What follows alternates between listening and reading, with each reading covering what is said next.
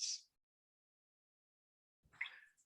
All right, welcome everybody to this dialogue. I am here with Dr. Wendy Farley, and we are going to cover as much as we can in our time here together, touching on beauty, on contemplative practices, on the theology and spirituality of the Trinity, and on queer theology as well.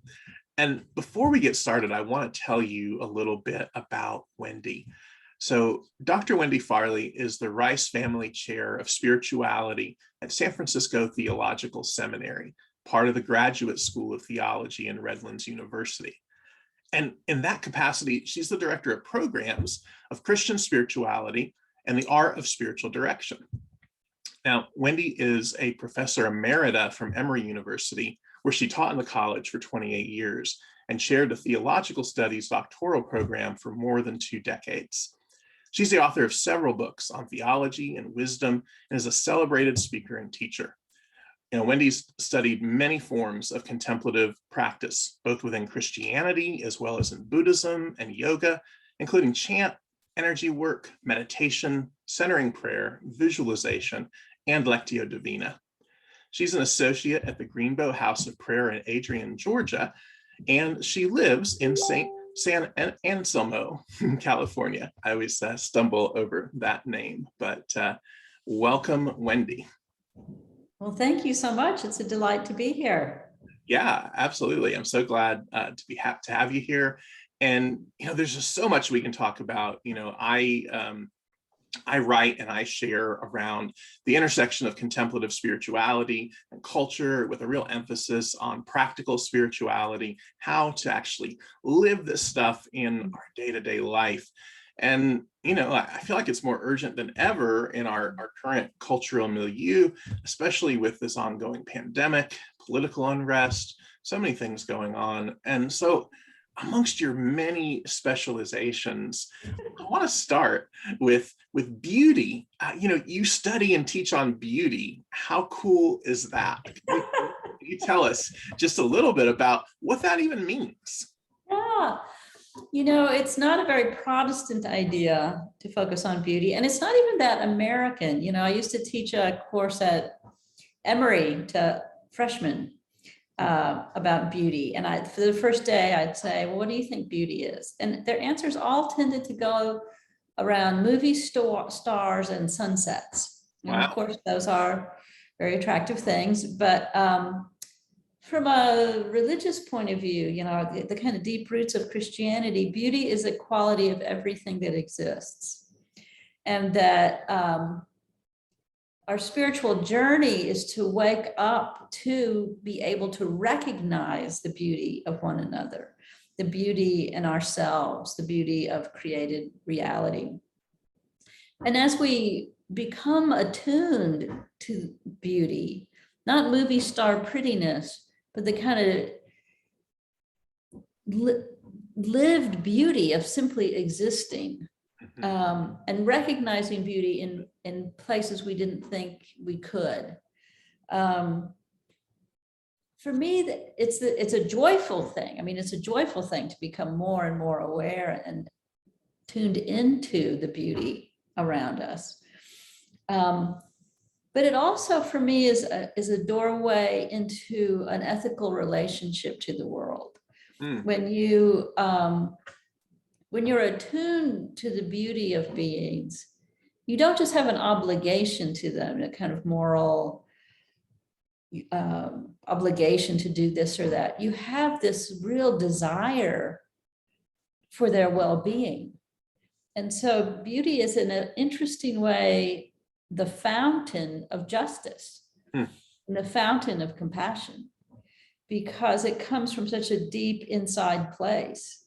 The beauty in oneself resonating with the beauty in another. And when you see that harmed, say, by racial violence, then it's not simply a political thing, oh, racism is bad. Right. It's, oh my God, this beautiful being, these beautiful people are being harmed. Their beauty is being desecrated. And so you have an urgency to respond to that. And that similarly with with the world. You know, when you think about the beauty of landscapes and animals and plants and being desecrated, then it's not just self-interest to respond to climate change. It's this yearning for the well-being of beings that you recognize as sacred. And I think that's where contemplative practice comes in, because we're not necessarily attuned to that.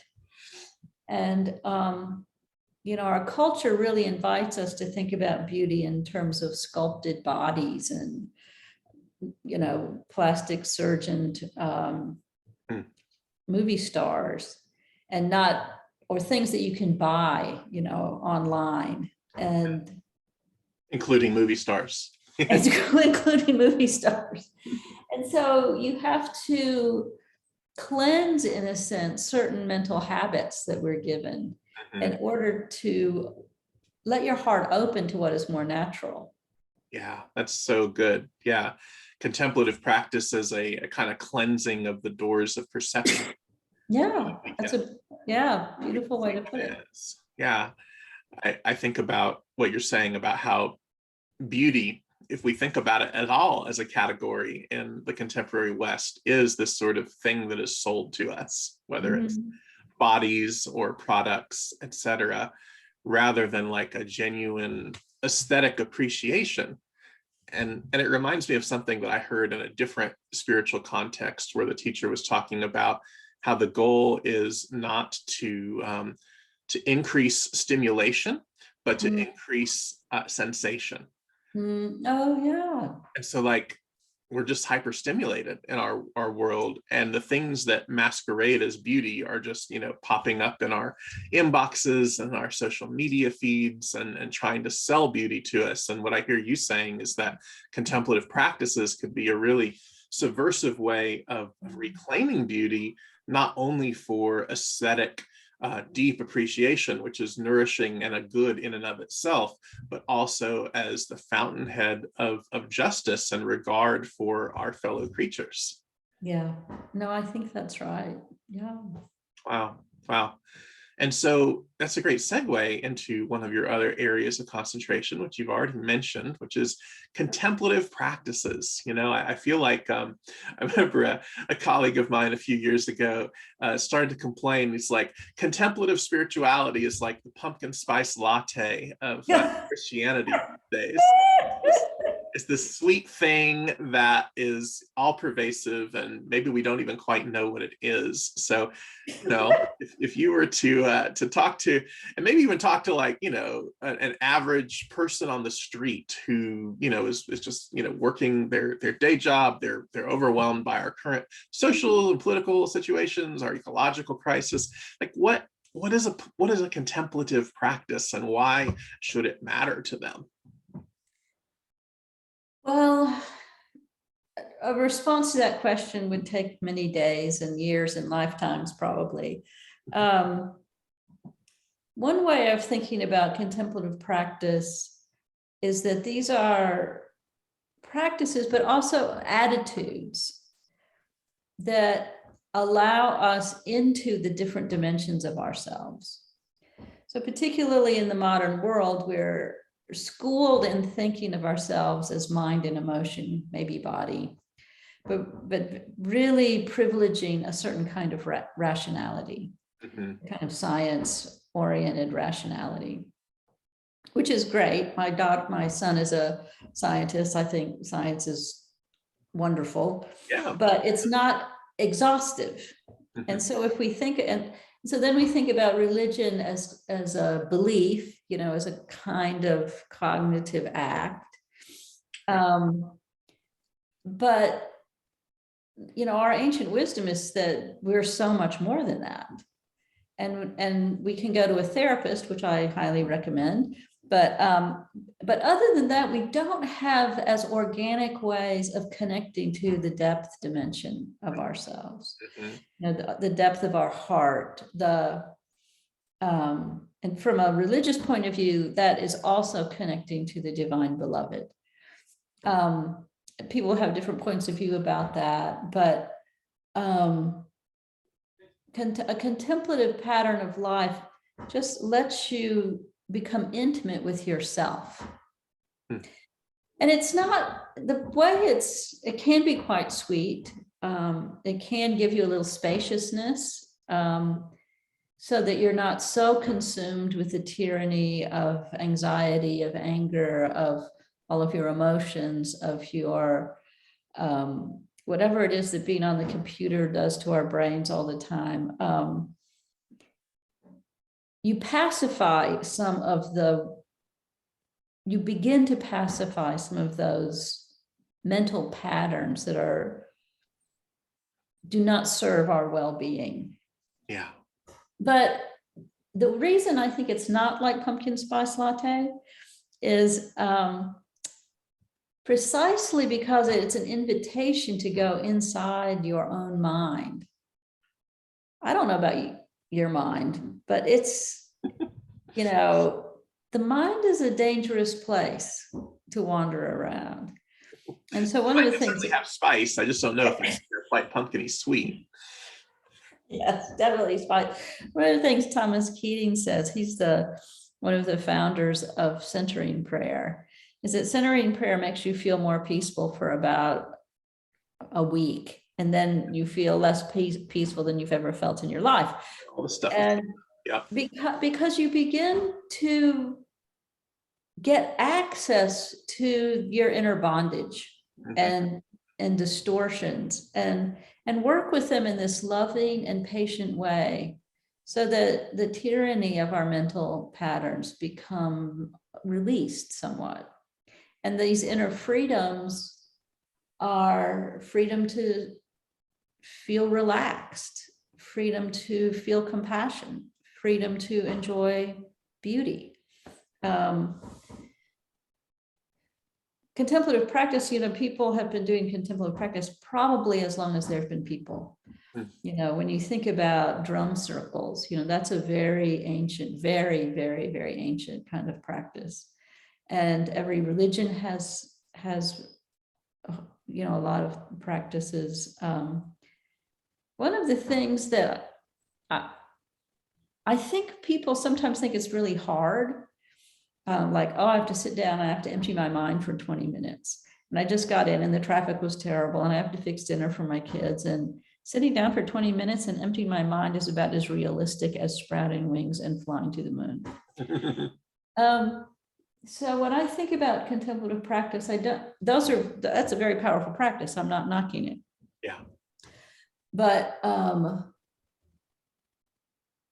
there are many, many ways you practice even ordinary things, but do it in a contemplative attitude.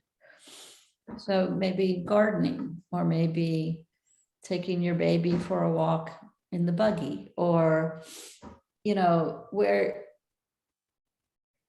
you just try and be present to what's happening and think this is a sacred moment in its very ordinariness, not because I've mastered a mental, a kind of esoteric form of meditation, but because I can be present in my life doing my ordinary things.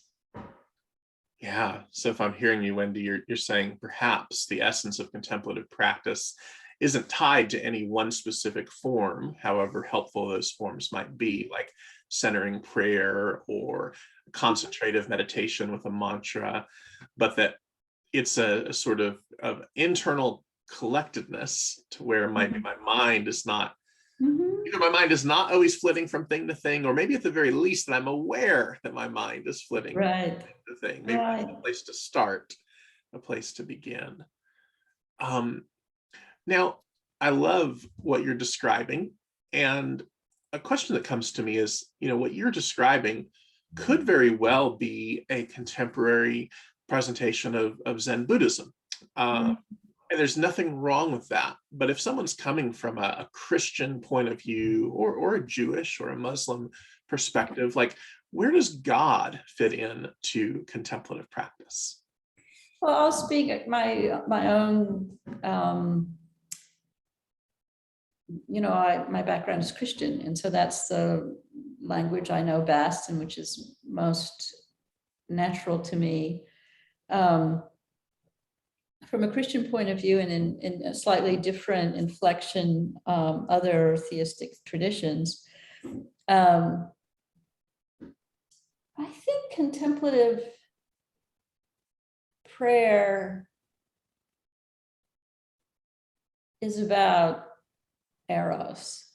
Do tell. It's this longing for the divine beloved. It's falling in love with the divine beloved. And so it is that in Christianity, when you read contemplatives, they do not talk about sin and punishment. They do not talk about God's judgment of us. They talk about how precious we are. Julian of Norwich uses this expression, we are one with God. And in that precious oneing, we will never be separated. And so we're already so intimate with the divine, but in our wandering, we're not aware of it. So contemplation is this reawakening of the desire to return consciously to what is already the case. God's devoted, zealous love for us. It's very sweet in that sense when we begin to realize all these obstacles, my sin, my imperfections, the angry God, these are fictions. I mean, I don't mean that we don't do things that are inappropriate and perhaps even quite destructive to one another, but they don't really have to do with God's relationship to us. They only have to do with our relationship to God. What has to be healed is that, our side of the relationship. I love that. Yeah, what I'm hearing you say is that contemplative practice for a person, for a Christian or someone from a theistic path, it's a practice that, on the one hand, you could say is about our heart, about our disposition. But what I also hear you saying is that it does actually impact the content of our theology, of our articulation of the character of God, and that the more time people actually maybe spend in this yearning, this eros for God in an undefended place, the more we end up seeing a shift in our perception of the divine character, from being of judgment and hurtling down, thunderbolts from on high, to more of a divine lover wooing. I think that's right. And it is interestingly consistent, those who engage in contemplative practice discover what a loving presence the divine is. I love that. And so let's segue then. You mentioned something a moment ago about different theistic inflections, and you are interested in an area and teach in an area that I'm also very interested in, which is a theology and a spirituality of the Trinity.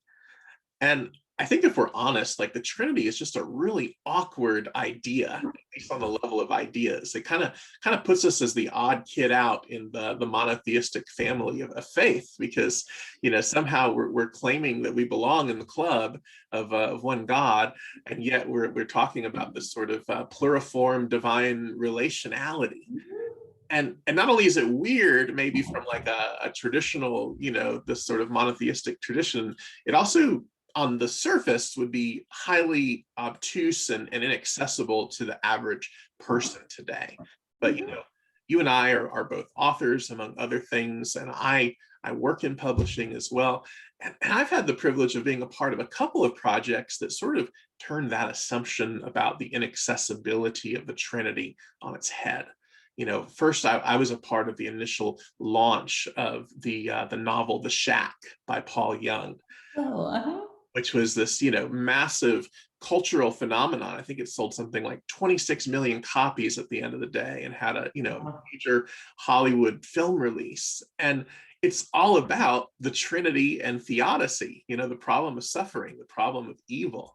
And it, whatever you might think about the details of the book, it really attempted to tackle these really big questions, and the loving relational nature of the Trinity was the heart of the book. Mhm.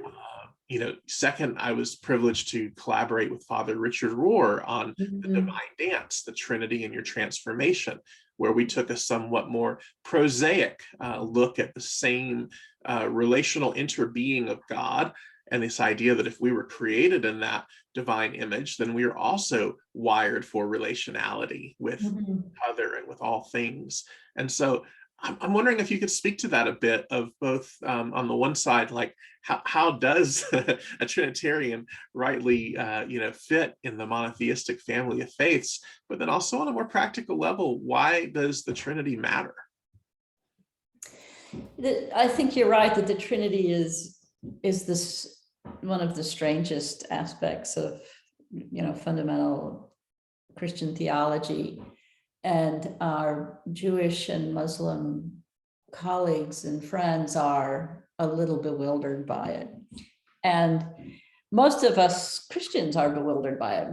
Paul Tillich says that any particular way that you specify the Trinity will be a heresy, because it resides in a kind of mysteriousness. Gregory of Nyssa says, God is ineffable. We can't grasp God with concepts, including the concept of the Trinity, but that it is useful to perfume our minds with by thinking about it. So it's in that sense more of a contemplative practice than getting the creedal language just right. Yeah. Because any language that you think is just right about God is automatically wrong. Our language simply doesn't touch the reality of the divine. Mm-hmm. But the Trinity, one can talk for a very long time about the Trinity, and most of it doesn't represent burning existential issues. Right. But it is a way of thinking about the unfolding of the divine life in love. And certainly a way of thinking about the way the second person of the Trinity, wisdom or logos, is embodied in Jesus of Nazareth. And so you have this manifesting form of the divinity, as well as an unmanifest form of the divinity, which remains inaccessible to our concepts. Mm-hmm. I think that this notion you touched on with both of the texts, the shack really invites us into this sense of the divine love. And Richard Rohr invites us into this radical sense of interdependence and relationality. Pseudo Dionysius talks about God as beguiled by beauty into creating. I just love this image of God being beguiled by the beauty and creating that beauty. And so there's this incredible sense that all of really just to contemplate the creation for 5 minutes is so mind-blowing. You think about supernovas, and you think about these unbelievably weird animals at the bottom of the ocean, and you think about the little cellular beings that allow trees to communicate with each other. Just the way the universe is so startlingly diverse. And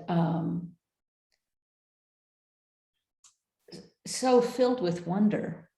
And then you think about the way we humans are so invested in saying only certain people really count. Only certain people are really fully human. Only certain ways of being human are acceptable. which is so, and so this is for me one reason why the Trinity is so important. You know, if we think about the Trinity as this wild display and love of an incredibly pluralistic world, and who is in love with this world, beguiled by this world. And if we are to enter into sharing that divine love, then we would fall in love with the plurality, not only of the world, but of humanity. Humanity in all of its crazy diversity. You know, in 5 houses around my neighborhood, there's so much diversity. And then you think about different cultures, different epochs, different ways we embody humanity, our sexuality, our culture, our, you know, just to be in love with it. Like, wow, how awesome. You know? Yeah, we exist in such a pluriform world, and it's baffling how often those who, you know, claim the name of God wish to like siphon everything into a sameness. Yeah. And in some ways, I hope that the idea of the Trinity can be a bulwark against the worst tendencies of monotheism, which is to reduce everything into static, univocal sameness. I mean, unfortunately, when that flavor of belief merges with the powers that be of empire, of the state, that's often what occurs. And so, you know, I personally feel vested in a renaissance of Trinitarian spirituality for exactly the ways in which you're talking about, both to rightly love God in this pluriform manifestation, but also to rightly love the world in this manifold witness. Well, and it's a good reminder that I think you're right that Christianity and other traditions, it's a habit of the human mind to reify whatever small vision of reality we hold. Yeah. It's very, very, very common for us humans to do that. And it's very easy to see when someone else is doing that, or when you're the victim of that. It's very easy to see that. But the truth is we do that all the time. And so part of it is to notice it, how it's being played out beyond us, and wanting to be active in working for a more peaceful and loving environment. But it also is a a mirror into ourselves. Like, where are the places I have hit a limit? Where I talk, you know, a good game about pluralism, but actually this right here is a block for me. Yeah. And so it helps you notice, oh, that's my block. I hadn't noticed it. How do I work with that? You know, what am I to do with that? Absolutely. And if we can be in Trinitarian informed communities, whether they have that self-understanding or not, it's not only that maybe we can catch our own blocks, but I think that's one of the benefits of being involved in down and dirty community with people who are different than us, is that other people can point out our blocks. Yes, right. Hopefully with grace, sometimes with friction. It's a good reality check. And you raise such an interesting point. I imagine if we had a biologist or a neurologist or even a trauma-informed therapist with us, they would probably say that there are certain limited survival gains toward narrowing our field of vision, especially when our systems are on high alert, especially when we're under threat. That the reifying of consciousness, at least in a short-term survival, maybe even makes evolutionary sense. But I also have been informed by other evolutionary voices like David Sloan Wilson, for instance, who talk about how actually cooperation, the role that cooperation and interdependence play in the long game of evolution and biodiversity is often underemphasized in these sort of pop understandings of Darwinian survival of the fittest. So that maybe even a Trinitarian ecology could inform rewiring our nervous systems to recognize on a very primal level that cooperation with the other actually benefits our well-being as well. That's a good example of the way science, which is supposedly neutral, is shaped by other forces. And so it is true that there are situations in which identifying what is safe, focusing down is beneficial. But it's not the case that that impulse is the only one that is a good idea. And so a neo-Darwinist is going to emphasize that as if it's the only reality and call it science. Right. When it is a strand, and we can acknowledge that, but also acknowledge that without cooperation across species, across cultures, that there couldn't be life. Right. And there couldn't be desirable life. Mm. Yeah, without this diversity, without this difference. And I think that's a wonderful bridge to one of your other areas of expertise and of teaching, which is queer theology. You know, I grew up in the buckle of the Bible Belt in a very conservative and evangelical background. And even though I've been out of that for 12 to 20 years, however you slice it, into more kind of emergent and progressive faith communities, I still see the conversation raging, especially amongst more conservatively inclined people who start to stretch out of their shell. And it's often even conversations around inclusion, LGBTQ inclusion, have this very paternalistic air to them of like, well, can we extend the table to accept them? Yeah. And what I love about queer theology is I've dived into it. It's like, no, actually, those of us who might be like a little bit more on the straight and cisgender end of the spectrum ought to be like really humbly and open-handedly saying, what insights can you share with us? Because it's actually a very exciting and rich field of inquiry that maps with a lot of the other things that we've been talking about. So if my listeners right now are not even really familiar with what is queer theology, maybe they've just started to be a part of a church that's being open and affirming, or maybe they've left organized religion because they're not aware that there are a plethora of faith communities that are actually more embracing. Like, what is this field all about? I'm going to start by going back a few generations. My grandfather was a Presbyterian minister, and and Presbyterians at that time weren't allowed to remarry, particularly if they were the guilty party in a divorce. Okay. And I'm not confessing that, but yeah, I hear you. So my grandfather's brother had, I think he'd had an affair. Anyway, he divorced and he wanted to remarry. And my grandfather was not allowed to marry him because he had divorced under what the church considered unsavory circumstances. And he thought that was wrong, but he didn't want to lose his ordination over that. But you see at that moment, you see the church teaching a certain way, and someone like my grandfather, knowing that it's wrong, feeling very supportive of his brother, and trying to navigate his role in the church versus his role as a minister of love and as a brother.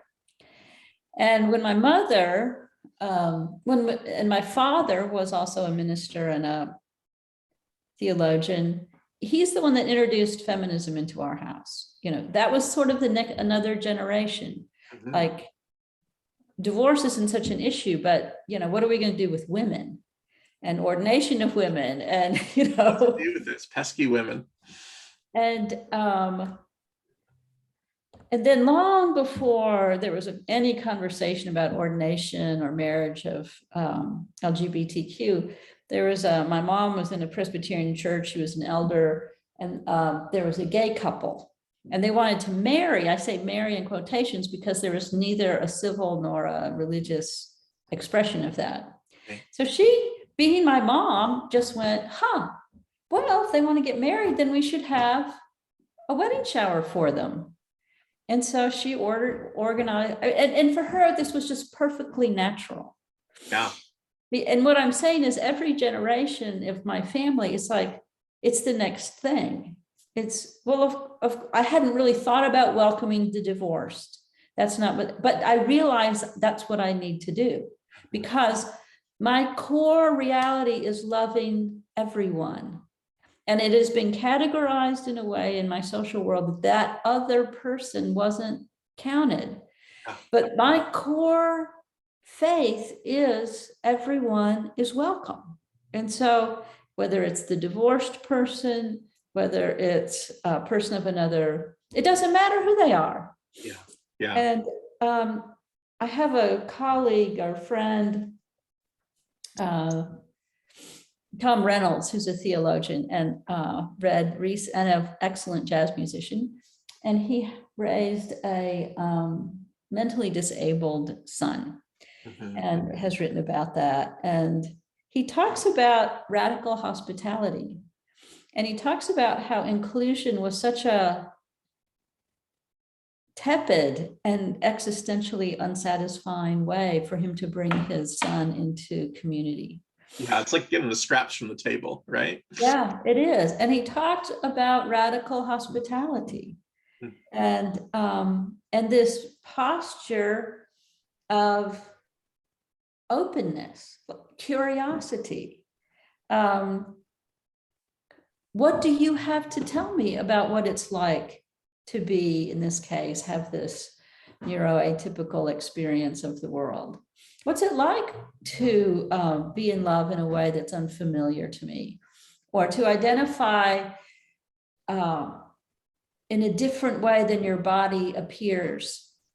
What is that like? Tell me about that. What does that tell me about the kind of wild zest of the Trinity for creating a lot of different ways to be human? So this comportment of welcome, of hospitality, which is mutual, is not just, no, I let you sit at the table, but take the smaller chair. Right. But like, how can this sense of hospitality expand my universe, not just me welcoming someone, but me being welcomed into a way of experiencing the world that I hadn't done, and now I'm aware, oh, that's a beautiful thing that I had been on the outside of.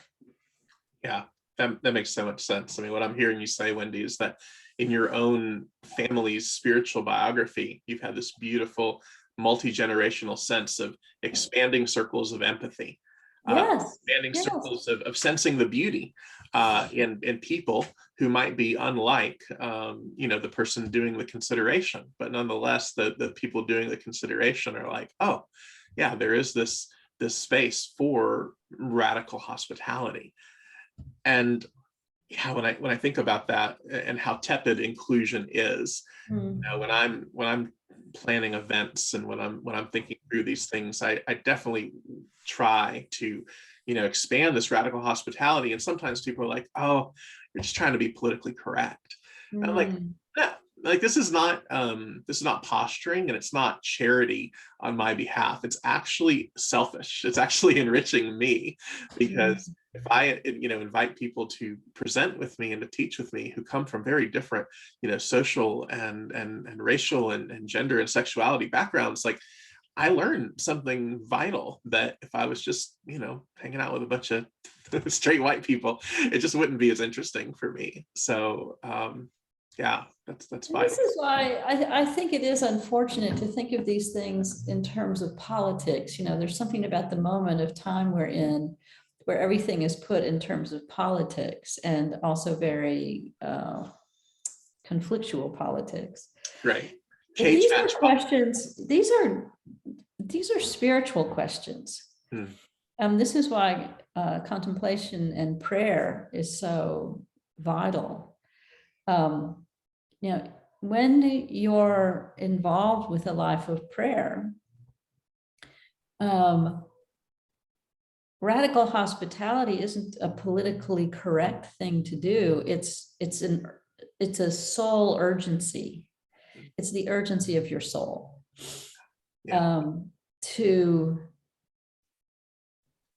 participate ever more deeply in the radical hospitality of the divine. for us Yeah. in our curiosities and our brokenness and our limitations. And, we believe we can take our broken selves to the divine and be cherished Yeah. and healed. And so participating in that for one another isn't about politics. It's about loving the divine and loving one another. Yeah, it becomes a profoundly human act that could shape our polis, could shape the ways in which we, live our public lives. But yeah, it's really a pity that it's become such a polarized idea in our current culture. Wendy, this is rich, and I know that we could talk for hours on any one of these arenas. Yes. In fact, you literally do write books and teach entire courses about all of these things. And so, if someone listening to this is feeling compelled by these ideas of the greater perception of beauty, or the integration of contemplative practices in everyday life, or the spirituality of the Trinity, and this queer theology, all these ways in which we can live expansive and integrative lives. How can people study with you, whether they're interested in this as a vocation, or maybe if they're interested in terms of personal enrichment? Like, what are ways that that people can connect with you? That's a great question.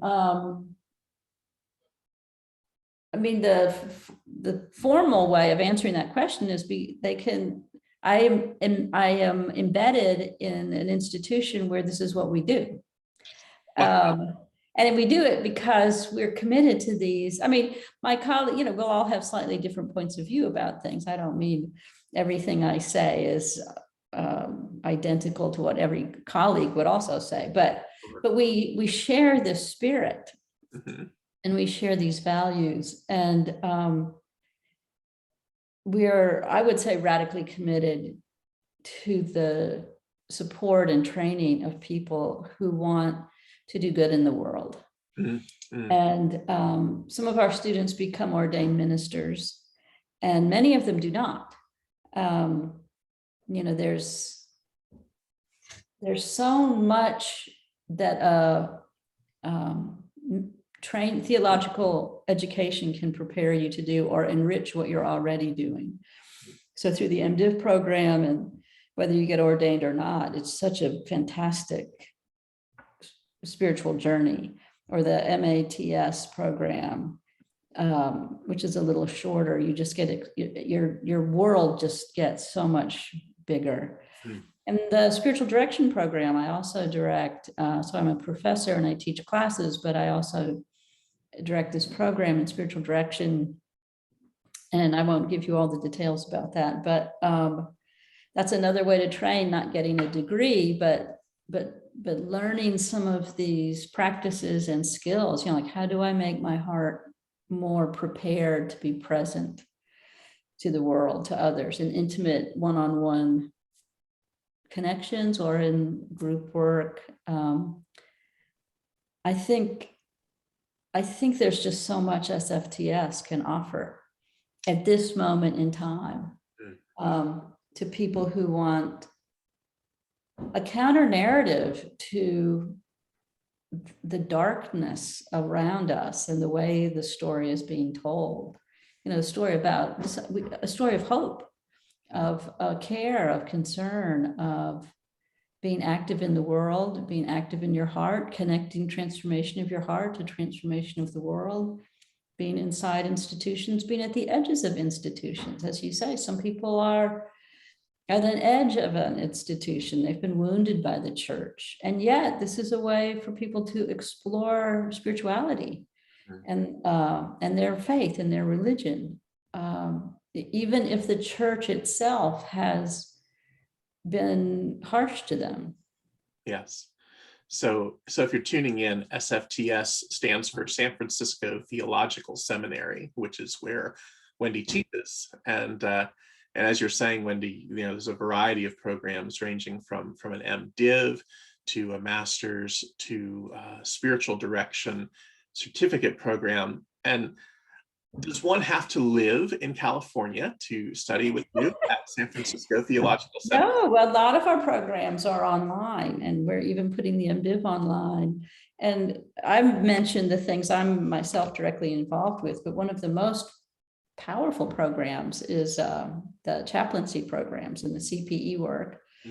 And they're certificate programs, a spiritual entrepreneur certificate or a theology certificate, so that even if you don't want a degree, you can do some study that is both practical and heart-based, I would say.